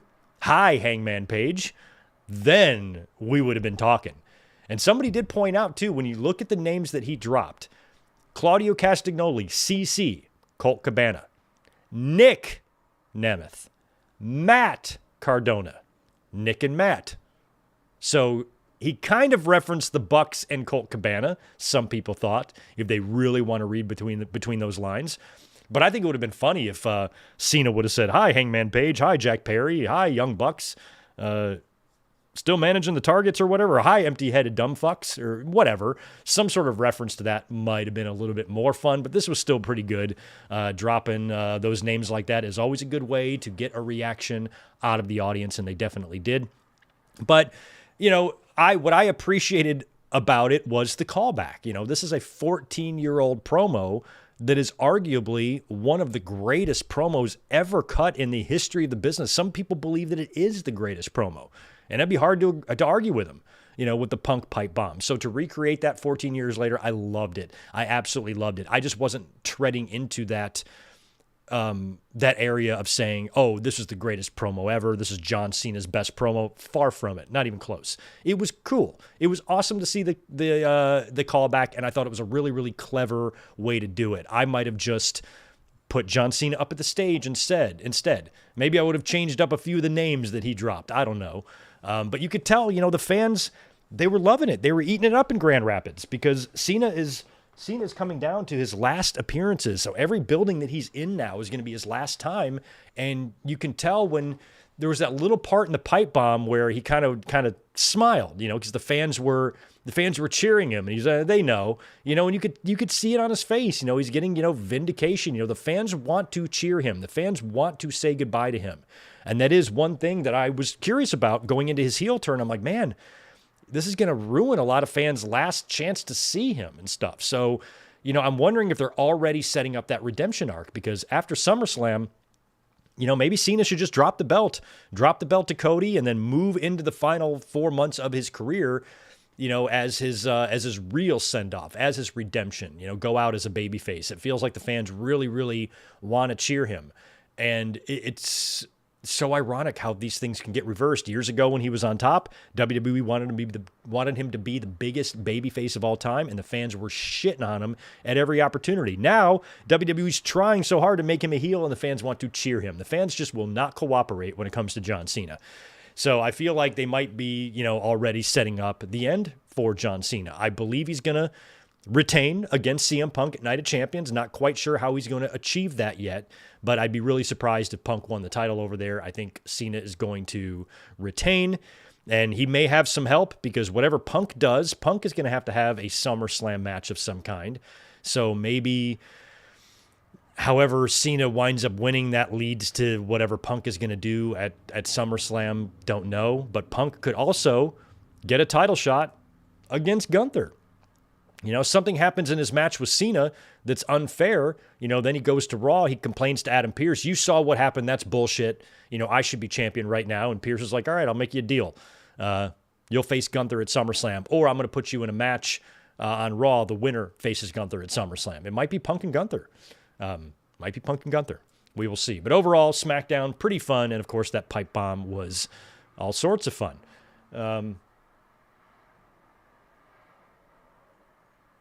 Okay, thank you, Ryan, for the $5. To be fair, Punk took a low blow, 2 belt shots, and the AA through the table. This should have been the Cena we got this entire run. Yeah, I mean, Punk did take some shots there, but it just felt like he should have at least moved. And then at the very end, you see the referee coming in, I think to give John Cena his time cue. Like, dude, wrap it up, kind of checking on Punk. Punk should have at least rolled around or something, and that's, laying there just motionless was just a little bit silly. I think it would have been better if it was executed the way the first one was Cena up at the stage. That way Punk can kind of roll over, sit up, look at Cena and actually hear what he's saying. Because for all we knew, Punk was unconscious for this whole thing. So I just felt like that part could have been better. But good point there, Ryan. Let's knock out a couple of these super chats before we get into our next order of business here. Jay Boba, thank you for the 5. As a Mexican-American, Mystico's entrance was very special and emotional entrance of the year. It was. Loved it. That was that song that he's in the music video of, right? Yeah, that whole entire vibe. We're about to talk about that here right now. In Mexico City was so awesome on Wednesday night. Loved that. 5 more from Ryan. I could see them doing Sammy versus Cross at Night of Champions. As for SummerSlam, you do Rollins group versus Knight, Punk, Roman. Oh, yeah, I forgot about Roman. Yeah, you could do that. Or it could be like, could be Sammy and Punk again, or could be Sammy and Punk against Reed and Breaker and Knight against Seth. Yeah, I don't know how they're going to do that. But yeah, some sort of a big tag could be possible. But is that where you'd put Roman in? You just have him come back and be a part of this tag? But, that's what he was doing at the night after WrestleMania. He was all involved, right? And he got stomped, I think, right? So I feel like Roman is going to have to be associated with Seth and Punk when he comes back. So that could be a good place for him to be. Maybe Roman challenges Gunther at SummerSlam. Max Pokebra, thanks for the $5. What about when Goldberg passes away? When you really think about it, what did Goldberg do to warrant the harshness from fans beating the Fiend? No, Max, that's a completely different situation. I'm talking about Ric Flair, Hulk Hogan, Vince McMahon being shitty people, being pieces of shit. Goldberg, I think he's an asshole, but he's not a piece of shit, Goldberg, I don't like his attitude. Every time he's in an interview, I think he's a fucking prick, but he's not an evil person. When Goldberg passes away, even now, I will always acknowledge what Goldberg gave and contributed and how unique his presentation, his character, his wrestler was, and how he's really the only homegrown talent WCW has ever fucking created in their lives. And he was so incredibly over that he was matching Austin's popularity. Goldberg was tremendous. You can't put him in the same category as those guys. There's a difference between just being a prick and being an evil, fucking disgusting monster like Vince McMahon is, and even Ric Flair. So I don't put Goldberg in the same category as those guys at all. Goldberg is a family man. Goldberg loves his wife. He loves his kid. That's what's important to him. And even though I might think Goldberg is a prick sometimes, I can really respect him for that. That he's not a fucking mess, not constantly in the news for adulteries and sexual assaults and all that other shit that we've heard from Hulk Hogan, making sex tapes with his friends' wives. You don't hear any stuff about that regarding Goldberg. The thing I don't like about Goldberg, is, when he beat the Fiend and stuff like that, but that's not enough to make me hate the man. It's just, I hated that creative decision. I was way more pissed at WWE than I was Bill Goldberg. I can separate that. The fans can't, when they see Mercedes winning titles, they're mad at her. I'm like, this is, so I don't have any ill feelings in that way towards Bill Goldberg, and I'll always acknowledge what he brought. Foxstar, your reason for starting with 1995 in that in those videos you're watching was the year WWF started doing monthly pay-per-views. Yeah, exactly. The first In Your House show. Back on June 9th was my 30th anniversary of graduating high school on the very first In Your House. Aired 1 month before I graduated. I remember 1995 very well, class of 95. And as soon as I graduated, then the OJ verdict came in. What a wild time it was 30 years ago. And you're up to uncensored 1995 so far. Thanks for the $2 there, Fox Star. We got a Tito sighting around here. All right, I think that's it for the super chats. I don't think I missed any. If I do miss any, I'll nail them when we do our watch along later. Let's talk a little bit about Dynamite this past week. AEW Grand Slam Arena Mexico. They hit a grand slam with this one. This was such a cool looking show. 12 or 13,000 people in the building for that. I believe it was a sellout. The setup and the vibe was so great. You could feel it. You know, the crowd was hot for the whole thing. I loved how the setup looked. I loved the entrance, the stairs that came down from the entranceway there. I loved the blue ringside mats. I loved the ring ropes. I loved the camera angles. It just felt big. You know, I liked the way the whole show was presented and produced. And they drew hell of a rating for that show. I guess they topped out at over 800,000 for the Mystico and MJF match. And I think they pulled in about a 740K viewership, something like that. Pretty good number for them, you know, based on what they do already. And it's crazy. Those cable numbers have not moved since the simulcast started, since they've been on Max. We don't really know what those numbers are. Tony Khan was blowing a little smoke this week. You know, they're doing wonderful numbers and their viewership is higher and all that. We don't really believe that to be the case, but the fact that you can watch on Max and these cable numbers are not going down, I think is a really good sign, regardless of what the final numbers are. Either way, good rating grab for Dynamite on Wednesday night. And I do believe they beat NXT as well in the ratings. But they should, man. This is a very cool show. It felt big. It felt like a pay-per-view. And even though the matches might not be really up there with total pay-per-view quality because of the finishes that we saw in a couple of the big ones, it just was a cool overall vibe and look of the show. And I very, very, very much enjoyed it. So Grand Slam Mexico was a lot of fun. We saw a lot of matches, a lot of multi-man stuff. We had Bandito, Atlantis Jr., Templario, and Daniel Garcia, Atlantis Sr., and Brody King, who came out rocking an Abolish Ice t-shirt, which was awesome. They defeated Kyle Fletcher, Konosuke Takeshita, Josh Alexander, Lance Archer, Volador Jr., Hechicero, and Dax Harwood in a gigantic, 20-man tag or whatever the fuck that was. Really cool to see Brody in that Abolish Ice shirt. And, you know, that was a fun match. Just a lot of people involved there and a lot of wrestlers from CMLL. Also, Okada defeated Mark Briscoe in a nice one-on-one match. And then we had that Mystico and MJF match. This ended, unfortunately, in a disqualification. We may mention in the chat there earlier of the awesome entrance by Mystico. That's a pretty old song, but he's like in the music video. And came out to that. That was a very special moment. And MJF, you know, during the match, he's not taking Mystico very seriously to the point where MVP is kind of upset on the outside of the ring, getting on Max's case. Bobby Lashley is there getting on his case a little bit as well. Mystico locks Max, I think, in an armbar or something with the referee's back turned. Max is tapping out, but MVP is the one that's distracting the ref, so he doesn't see Max's tap out. And then he delivers a low blow to Mystico, which you think is going to be the end of the match, but Mystico kicks out. Huge near fall there. So Mystico survives that low blow by MJF, and then MJF gets right up and just kicks him right in the dick. Dick kick. Referee sees this one, rings the bell.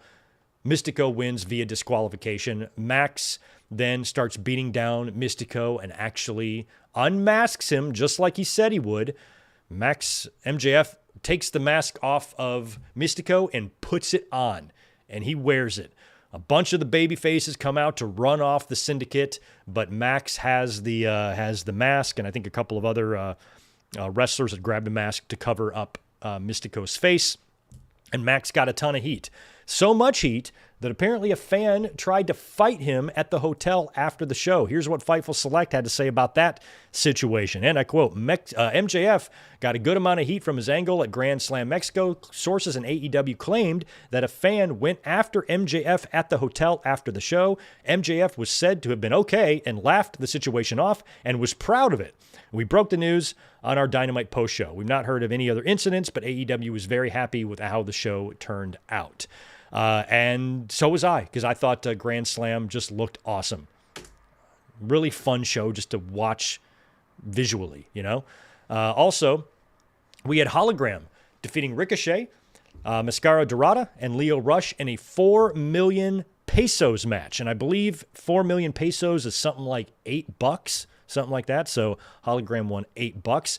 Also, Mercedes defeated Zeuxis to win the CMLL Women's Championship. So now this ups her belt total to, I don't know, when you add the CMLL, what are we up to, like 9 or some shit? So she wins the match.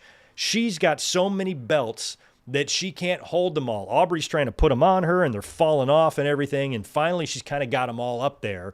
And that's when Toni Storm shows up from behind, gives her a German suplex with all those belts on her. And AEW's social media had edited in some sonic rings, like when Mercedes got hit with the German bing, and all the rings came flying out, just like the belts did. Really cool little spot there.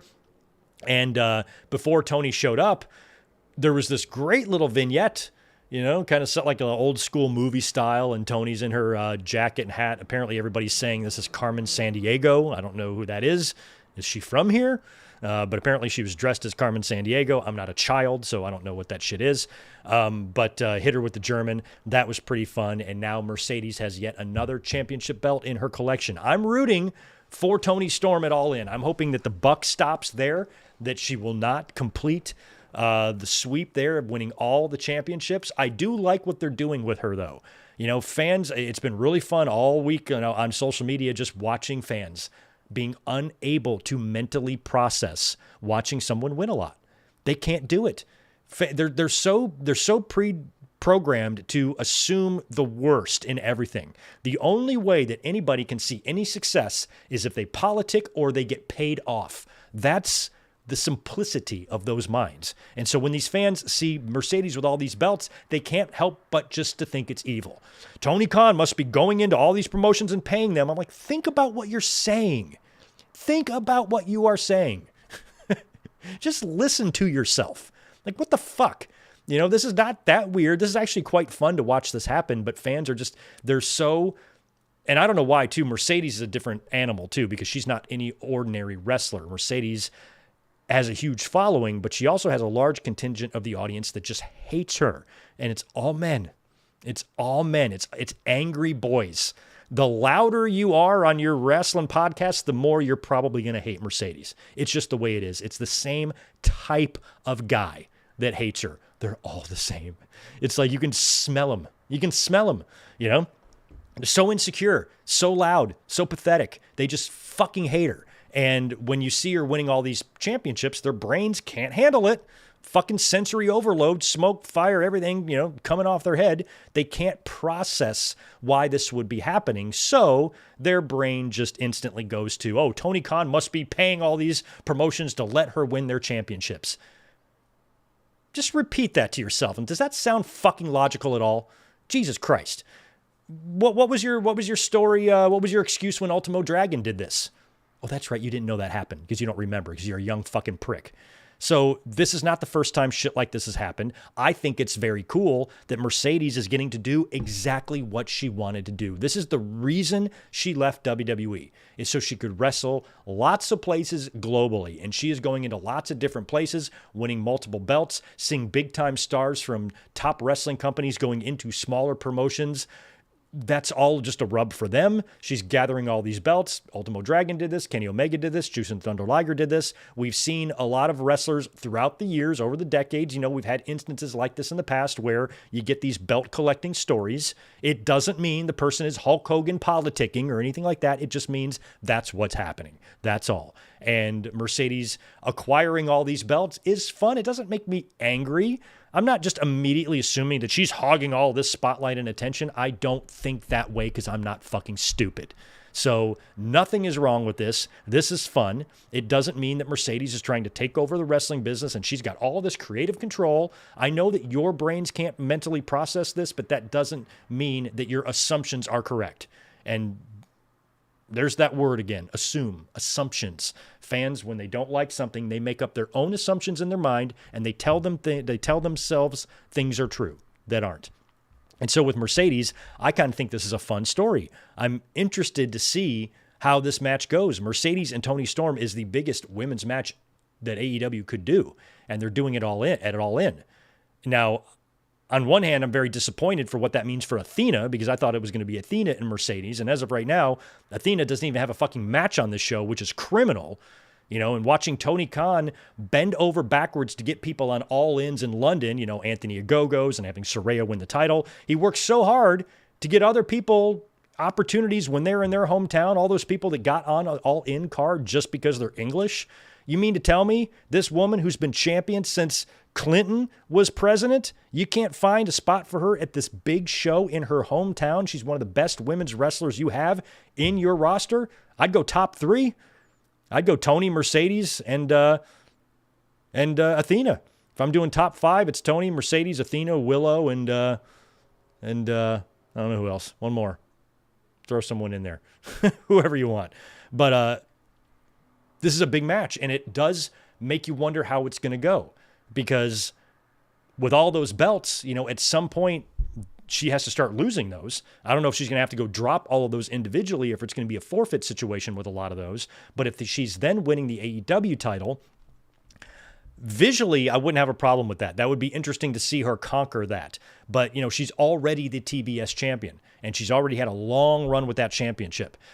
I feel like winning the AEW title could monopolize it. So if Toni Storm beats her, that's what I'm hoping for. So even though I have no problem with Mercedes collecting all these title belts, I think all these little agitated boys who can't handle it are pathetic little boys. But I am with them with the belief that Mercedes shouldn't win the AEW title. I'll be on their side on that one. I think they're all pathetic and need to go out and have some fresh air, touch some grass, and meet some friends. But when it comes to Mercedes winning and beating Toni Storm for the AEW title, I do not want that to happen at all. I hope it doesn't. But in terms of what Mercedes is doing and the belt collecting stuff, I can't imagine what kind of person you would have to be that would allow you to be mad about that. Think of how big the wrestling landscape is. Think of how many women's wrestlers and women's championship belts we have. Granted, Mercedes holding half of them, but you have other ones. You got multiple companies, multiple different shows, all sorts of championship belts. But yet you're mad about a bunch of championship belts that you've never fucking heard of before? How many of these belts that Mercedes is holding did these fans even know existed? So why do they care if she's holding it or not? Oh, I know, because they have to be mad. They always have to be mad about something. Also, in more Mercedes Moné news, apparently she's dating the Beast Mortos. Wow. I mean, he's a real looker, that big ring in his nose, and the horns that he has, he's a 10. I'm not sure if, Mercedes can really match him in attractiveness. I'm kidding. I think that's awesome. Beast Mortos and Mercedes Moné are in a relationship. Also, the Beast Mortos has recently passed his law exam. He's going to be a lawyer in a few months. So that's a really, really, really interesting couple. I think that's awesome. If you've ever seen Mortos without his mask, he is a beast. He's a fucking stud. So good for Mortos, good for Mercedes. Happy for the both of them. Really interesting wrestling couple that I did not have on my bingo card. So we'll see if this does positively affect the career of Mortos, because up until this point, I felt like he's been Iron Mike Sharp in a pig mask. So he was in the main event on Grand Slam on Wednesday, and he won. Can we credit that to his relationship with Mercedes Moné? Maybe. We'll talk about that match in a minute. Also, loved Hangman Page's promo. Comes out to the ring and cuts his entire promo in Spanish. Now, you can watch it. If you don't speak Spanish, you can watch it with the English subtitles over on AEW's YouTube page. And he talked about his family's history with people from Mexico when he grew up on farms and whatnot, and he thanked Mexico for their hospitality. And he talked about how, he's not allowed in the building during the main event. He's not allowed to attack Jon Moxley or be anything or anywhere around during the main event, but they didn't say anything about after the match. So he basically implied right there to the crowd in Spanish that he would be back out later after the match is over to get him some of Jon Moxley. It was a really awesome promo to hear him speak in Spanish like that. And I don't know about you guys, but he doesn't really seem like an empty-headed dumb fuck to me. Maybe Punk will now have to cut a promo in Arabic after he faces John Cena in Saudi Arabia. So that was cool. Then it was the main event. It was Jon Moxley, the Young Bucks, Wheeler Yuta, and our new best friend, the Beast Mortos. They defeated Will Ospreay, Swerve Strickland, Samoa Joe, Powerhouse Hobbs, and Shibata. After the match, the brawl continued, and as promised, Hangman Page showed up, got in the face of Moxley. They brawled a little bit, and then Matt Jackson ends up eating a buckshot lariat. When Moxley ducks out of the way, Matt eats it, and then they're arguing with Hangman Page a little bit, and all the baby faces stand tall to close the show. So that was a tremendous show. That was so good and so much fun on Wednesday. And I really love how we get these different type of venues in AEW.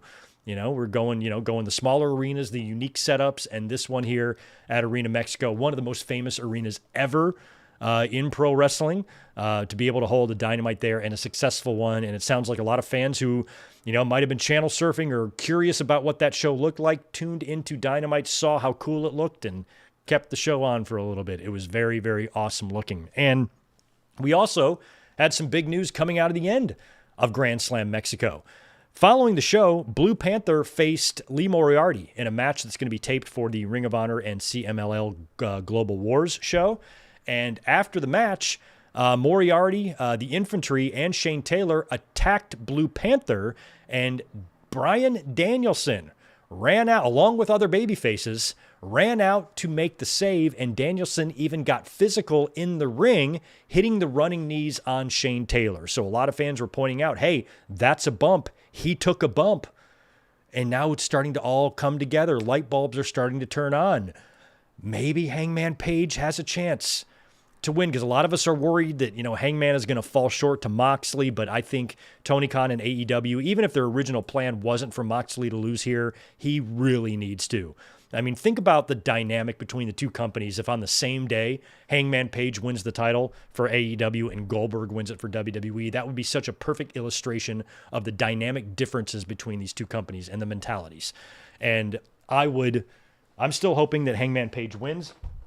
I don't want this Moxley run to continue any longer because of the main reason I can't envision any sort of scenario where Moxley losing the title would be bigger than losing it all in. And now with Danielson coming back, he could be that final little piece of the puzzle, because Hangman has the support of Ospreay. He even has the support of Swerve. He has the support of the Ops. He's got backup. So does Moxley. I think in that match, you see everybody getting involved, and then that one deciding factor is going to be Danielson showing up. Is it WrestleMania 40? Undertaker, coming out and choke slamming The Rock or whatever. I feel like Danielson could do that for Hangman. And you've got the Bucks out there. You've got all of the Death Riders out there. You've got the Ops out there. You've got Swerve out there. You've got Ospreay. Everybody doing what they can to help Hangman beat Mox and fend off all of this backup that Mox has. And the final thing that does Moxley in is like everybody's out there brawling, everybody's powdered out or getting put through tables, and there's nobody left in the ring but Moxley and I don't know, a handcuffed Hangman Page or in some way compromised Hangman Page. And Moxley's got easy pickings. He's staring there looking at Hangman knowing it's over. Then you hear the crowd rumble, and then standing behind Moxley in the ring is Danielson, who runs in. Don't forget, the Death Riders murdered Danielson at Wrestle Dream. Remember the plastic bag and the whole deal? Danielson comes in, boom, hits the running knees on Moxley or does whatever to him and allows Hangman to win the championship. And Hangman celebrates there with everybody, with Danielson, all of that. If anything, maybe Danielson's going to be the one to come back and take the title off of Moxley. But I feel like Danielson being the person to to deliver the death blow, deliver the final blow to Moxley that causes him to lose the championship would be very poetic and would fit right in with the storyline. And since we've seen Danielson come back, we've seen the footage of him taking a bump, a lot of fans feel like AEW is spoiling All In for us, but I'm not getting too uppity about that. I don't really give a shit about that. We don't know for sure if that's the direction they're going to go, but being able to see Danielson take a bump makes you wonder, how are they not going to have him involved in that main event at All In? So I'm really hoping that Danielson will be the deciding factor in that match. Hopefully he won't turn heel and join the Death Riders and hit Hangman, but if he's got the opportunity to take out Moxley, he does. And Hangman winds up winning the championship, and we have this big, huge, glorious celebration on July 12th. That's what I'm hoping for. And I'm hoping that Danielson will be a part of that. I caught a little bit of last night's Collision, not all of it. I saw Toni Storm's promo again. She's out there dressed in that red trench coat and whatnot. And she says that she's not some other motherfucker, and she will eat Mercedes alive. I love Toni Storm. My God. How good did she look on Wednesday, too, in that tank top? Okay, I'll stop. Jesus. Oof, oof. Anyway, also last night on Collision, Moxley defeated AR Fox. And backstage later on, he gave Chris Statlander a little bit of advice. She was asked to comment on a match with Willow, and she's like, I don't give a shit about Willow. Like, where's my match? And then Moxley kind of came up and gave her a little bit of advice. Said, don't ever let anyone tell you who you are or whatnot. So we might see Statlander joining the Death Riders. We'll have to see. We also had Swerve Strickland defeating Shane Taylor clean with a house call. And we had the return last night of Kota Ibushi. He shows up to attack Okada and basically signaling and implying that he's going to have Kenny Omega's back, because there's not really much of an elite right now. The elite, the Bucks are messing around with the Death Riders, and Okada is kind of all by himself in there. So he's still going to have some backup, though, when he faces Kenny, and I guess Kota Ibushi is there to even up the odds, so to speak. Unless Ibushi winds up turning, I'm not sure. Hopefully, he's physically okay. I don't really know what's going on with him physically. Last time we saw him a year or so ago, he was barely even able to move in the ring because of various injuries, I think, to his ankle and whatnot. So hopefully he's back 100%, because I don't really think there's a wrestler in the world that is anything like Kota Ibushi when he's 100%. I mean, and there's some crazy, you got your Dragunovs and stuff. I mean, there's some wild wrestlers out there, but Kota Ibushi is just a bonkers. He's a lot like Dragunov in that respect, where sometimes you just cannot believe what you're even seeing from him. So having him back at full strength is a big plus there for AEW, and hopefully physically he's doing well. All right, let's see what you guys have to say in the chat. I was not trying to run through those results too quickly there, but we got to come back in an hour to do the watch along, so I wanted to make sure we got through all of our notes. If anybody hasn't smashed the thumbs up button, you know where it is. It's right there under the video. If you have one of these, it's going to be this side of the button. So put the little cursor over the thumbs up and click this part of your mouse. If you're on your phone, you're just going to kind of touch the screen. Do you guys need me to explain that again? I can run through it if you need clarification. Just let me know. But anyway, the like button, do that for me, and I'd appreciate it. All right, let's see. Excuse me. If we got any more super chats to answer. This is my nice Arrowhead mountain spring water that I'm drinking.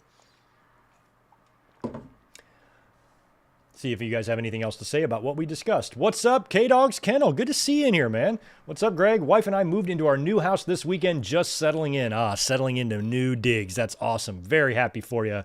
Kevin, I hope the move went well. Congrats. Congrats on the new house. Hey, angry incels are the Cornette listeners. I just see so much of that. Just watching fans just so mad about Mercedes and these conclusions that they just leap to in their mind and just tell themselves are true.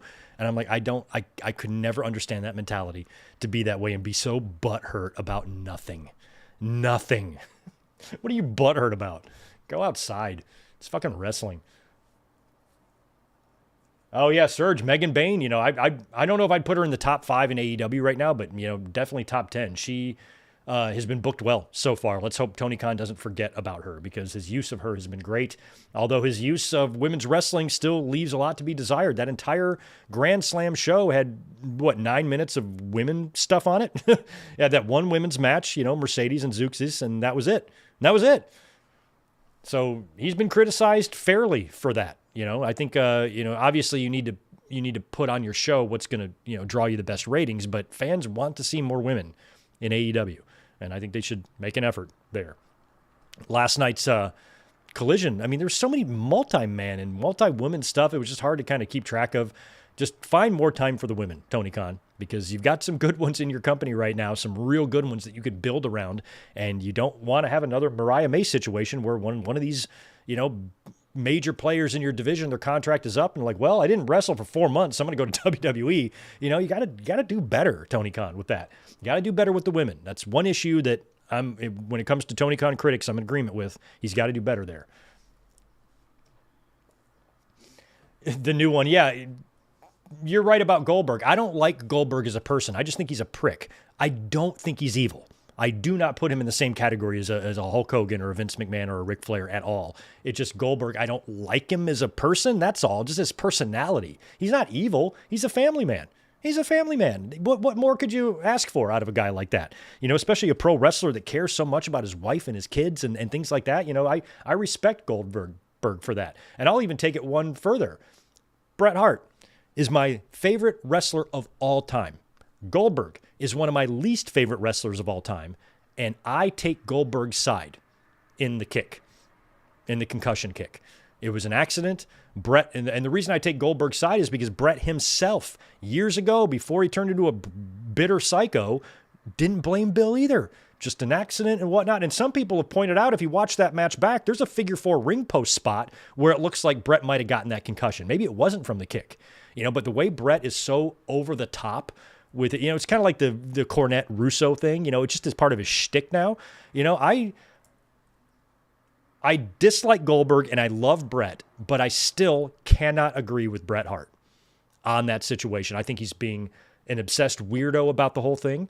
And I think to be that harsh whenever talking about Goldberg, it's entertaining, but at the same time, even though I don't like Goldberg, if I'm Goldberg, I'm not sure if I would want to be reminded every fucking day that I ended this guy's career, especially if it might not even be true.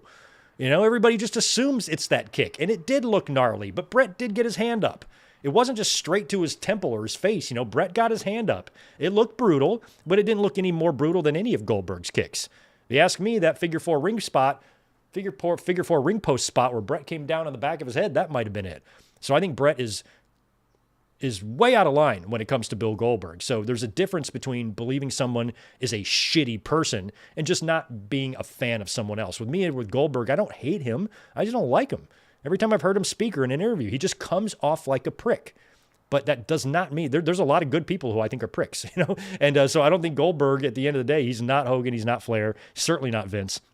And even though he wasn't my favorite wrestler, and a lot of what he does has annoyed me in the past, I'm never going to take it as far as not acknowledging that he's, one of the most over and recognizable and memorable pro wrestlers that have ever lived. He made his mark, and he did it in a really, really short amount of time. He was a unique entity. We've never seen a Goldberg before him, and we haven't seen one since. Nobody's ever come close to catching lightning in a bottle the way he was.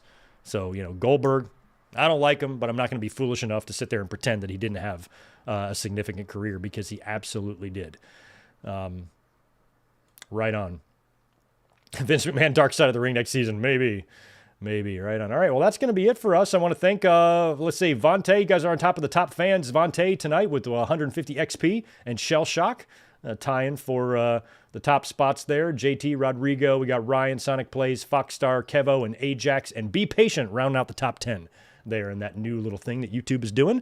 All right, I am going to take a break for an hour. I got to have a sandwich because we are going to be back at the top of the hour in 58 minutes. We're going to be back here to watch King of the Ring 2002. The link is already ready to rock. So join us back here in a little bit. Pop open some cold ones, and I'm going to also turn on my TV on the wall, move it to face me, and we're going to put Game 7 of the NBA Finals on while we watch King of the Ring 02. So take a little hour break. Join us back here in a little bit, and we will have some fun. Thanks again for sticking around with us today and waiting so patiently for the podcast to go live today, as we were not here to do it yesterday. Thanks again for hanging out and listening to me blab for the past 2 hours, and I'll be catching you guys in just a little bit for King of the Ring 2002. See you soon. Peace.